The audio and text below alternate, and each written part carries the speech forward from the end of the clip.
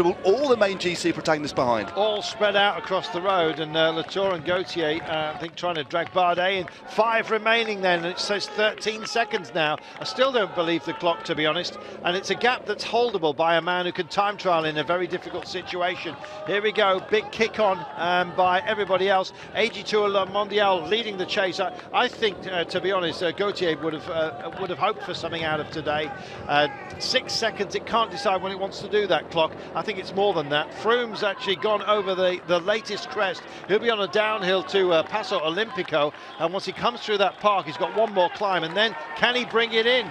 Indeed, it is reasonably narrow here. Everybody holding out bottles and all kinds of encouragement. Doesn't want that. He's got encouragement enough himself, and in fact, it is a tenuous gap. It's just a handful of seconds. Good push on this has been by AG2 Le Mondial. Sorry, we didn't call that gap correctly, but here it is, narrowing, and I think Chris Froome, he's put on a great show, but it's not going to be his today as they come by here. It's Romain Bardet who goes on the attack now with Cyril Gautier, who did such a good ride to shut that gap down, and now Bardet goes on the offensive. Fantastic stuff. Valverde and Contador. All the names are gathering here like a whirlwind as they come up to the next peak.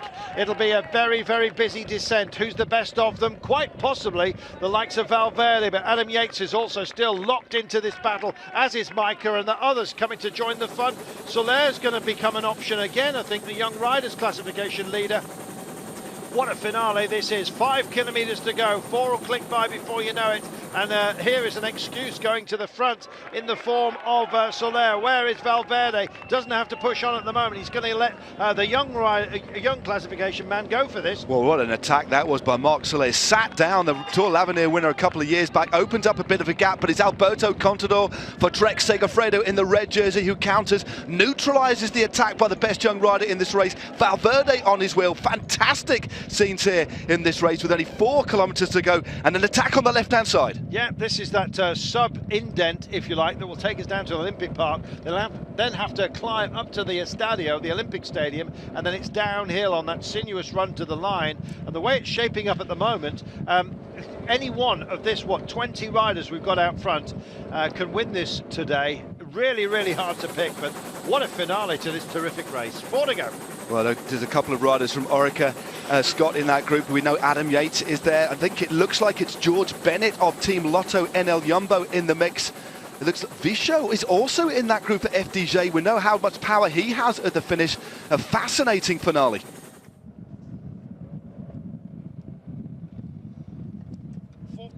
4 kilometres remaining, 3 next time by, and in fact they bounce down. In fact, they will have passed the 3K marker, to my mind anyway.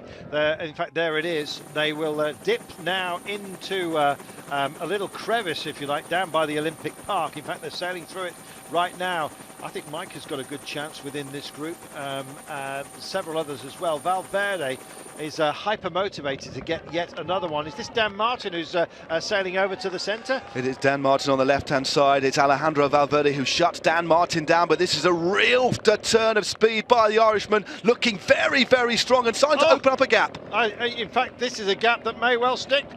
He's got company in the form of Valverde, I believe, with 3 kilometres to go, but Dan Martin is going for a brave one here. He's got 1 crest to take, and then it's going to be downhill to the line, but he will not be alone. But it looks like it snapped this as well. There's a gap here of 7 seconds. Is it already opened up? Let's have a look. About 5.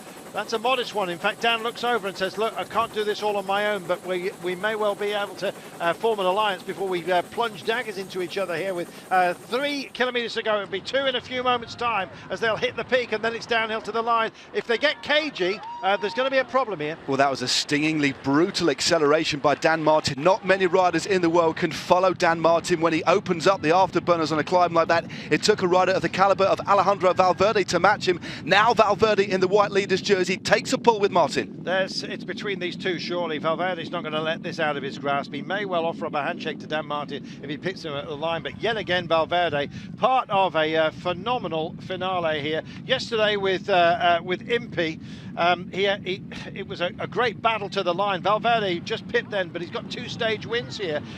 It would just add to what has been a completely dominant performance by Movistar if he wins again today. Don't forget, they won the time trial before being knocked back with a 1-minute penalty for riders handing over energy to each other within the time trialling unit. But they beat BMC in a time trial, save for that misdemeanor, I think it's fair to say. Nonetheless, they bounced back, were determined not to let their heads drop. And to be honest, Valverde is such a predator. At moments such as this, he just can't help but go for the prey. And in this case, Dan Martin. So it's between those two as they head for the Flamme Rouge. Surely it's all over. It's behind. It's between two of the best riders in the race here. It's certainly in terms of entertainment. And this is that ski run to home.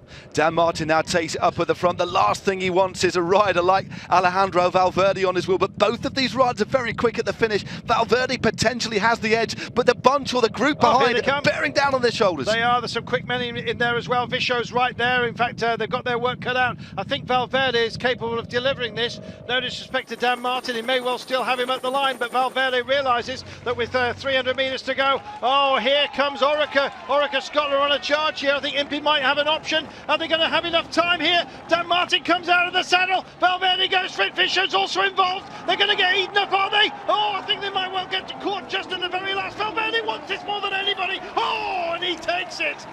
That was brilliant.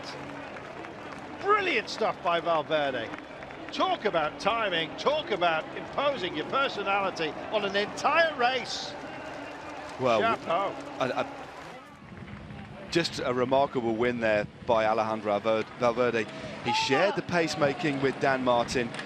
It looked as if they were going to be caught on the line. Dan Martin opened up the sprint, but there was nothing anybody could do about the sheer power and strength and determination to win of Alejandro Valverde.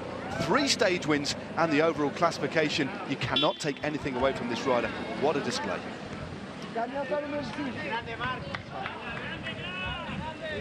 a day.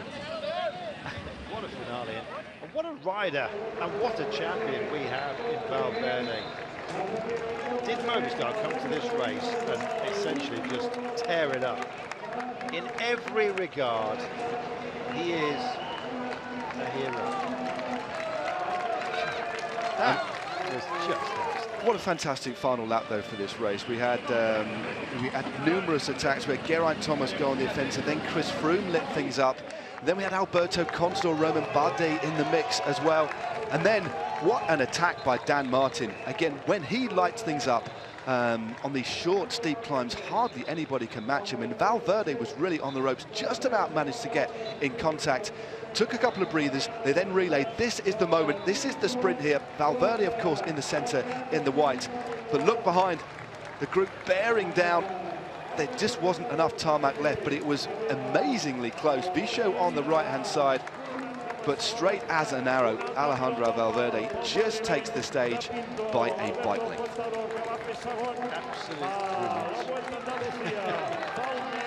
It was close at the end, was it not? Pantano, I think, on the right, banging his bars in frustration. It was, and almost a skeletal look to it, but look at this. What hand's going to hurt? And again.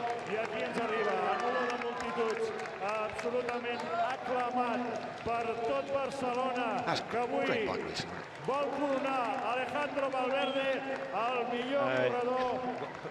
What a day we have had today. It was great bike racing. 3 stage wins for Valverde in the race. Could have been 4 with the time trial as well. Yeah, I mean, a quite remarkable display. I mean, he can do it all, can't he? He can climb. He's got a very strong team around him. And I think his team were mightily impressive as well, especially Soler. I mean, a real revelation. But he's just, I don't know, he's on form. He enjoys his racing, and he's not afraid to attack and impose himself, and he looks absolutely delighted. But I think all credit to the riders in this race. It's been a brutally difficult week, thankfully finishing in bright sunshine. But what a display these professionals have put on for us this week. Wonderful final stage. There's these who are familiar, don't they? Finished it. They're still really good. Well, nothing left to do for to really Valverde.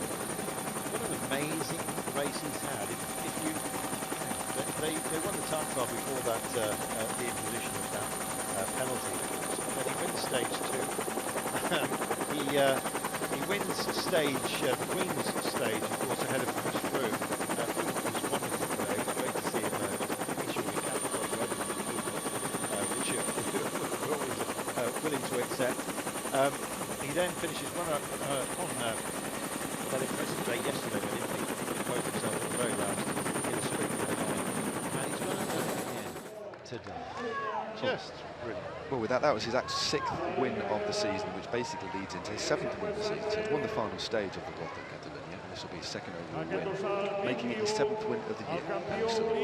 Yeah, indeed. Well, the sun is out here. It's favouring a great man. It was lovely to see Dan Martin as well, well up for this. To see where Dan finished.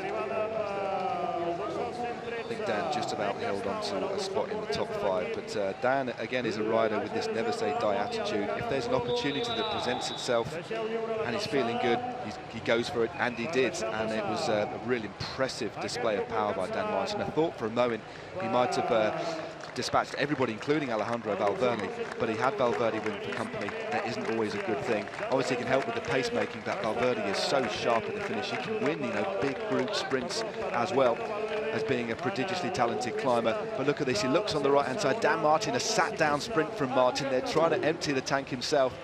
Nothing he can do, and then a very, very fast finishing Yalison Pantano of Colombia and Trek Segafredo nearly steals it on the line, but bangs the bars in abject frustration. Here's how it finished. Valverde is our champion. He's on the door in Soler, Titi Van Garderen had the advantage of starting with a minute ahead of Valverde. But Valverde really turned it around throughout the entire race.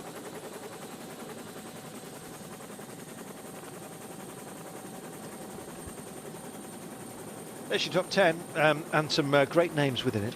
Well, a top 3 dominated by the Spanish, Valverde, Contador and Soler, and then Adam Yates in 4th. But no, a great week. And I was just looking back through the results for Valverde this week. He's hardly been outside of the top 10. 14th on the first stage, then 3rd, 1st, 11th, 1st, 2nd and 1st. It's not